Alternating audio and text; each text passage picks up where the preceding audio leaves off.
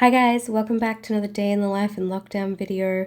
I started the day with a cup of tea and then I went outside to try and get some fresh air and some quiet. I saw a few tomatoes on the plant and I just picked off any new growth so it could focus on making more tomatoes and growing the ones that are on there. I didn't do a ton today of anything that you guys would like to see. I was mostly in front of the computer all day, editing videos, doing voiceovers, making content for Instagram, Facebook, all of that, because that's what I do for work. So not a lot's changed there, nothing really interesting.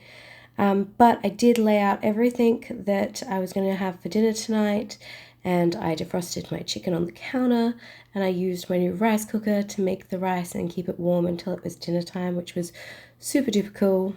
And I'm making Karaage Japanese rice bowls tonight for dinner, another Pantry challenge meal. I did cut the chicken a bit too big here, so I actually did go back later off camera and cut it smaller again so it would cook all the way through. This is my first time making Karaage chicken, and in fact it's my first time ever eating Karaage chicken because I just can't find it where it's cooked in a separate fryer where I can have it, because obviously I'm a celiac, so it has to be gluten-free. Thankfully it's naturally gluten-free because it's made with potato starch, which I've just fallen in love with. Makes things so crunchy and it's really easy to work with. So I'm definitely going to be doing a lot more stuff with potato starch in the future and experimenting with that. I'm super duper excited about crunchy things, crunchy chicken and deep fried things, because it's one of the things you miss when you're a celiac. So I actually used mirin here instead of sake because I didn't have any. It's basically the same thing except for it's a bit sweeter, so I just cut the sugar. I did double my recipe because I was doing double the chicken. This recipe that I'm showing is for 500 grams of chicken. I did a kilo, so I doubled it, but I showed the correct measurements on here for you guys if you wanted to do it yourself at home. This turned out really, really good and really sort of sweet and tart and tangy in like all the best ways.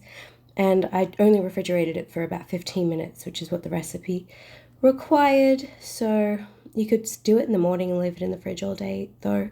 That would be good. And then stick your rice on as well. I forgot to get a bowl here, so I had to go and grab a bowl off camera. And I just did beans and carrots, and I did a soft fried egg, and I made a garlic aioli Japanese dressing and teriyaki dressing as well for the chicken. It was a really tasty meal. The only thing I wish I had added or had was black sesame seeds. Would have been really good through the rice. And I put a little bit of chili salt on mine because the kids don't like any spice whatsoever. So yeah, it was really, really good. I hope you guys like this kind of content. If you do, let me know and I will make more of it. Also, don't forget to like, subscribe, and share it with somebody else you think might enjoy this.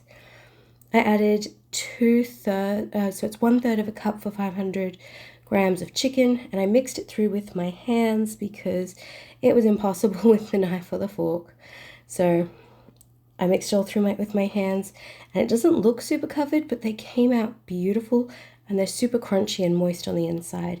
It does recommend you use thighs, not chicken breast, because it stays a bit sweeter and tolerates it a bit better. So I did my veggies, and then this is my garlic aioli sauce. It's equal parts garlic aioli and rice wine vinegar.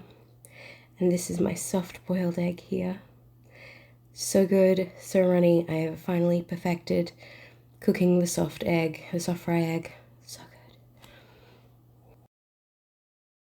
good. Dinner is Japanese rice bowls. I've got rice made in my new rice cooker, a soft cooked egg, stir-fried carrots and green beans with a garlic Japanese sauce, and Karaage chicken made with potato starch and a teriyaki sauce. All gluten-free, all super cheap, all made with things out of the pantry and the freezer, and I'm very happy with it. This is Mr. Seven's bowl here.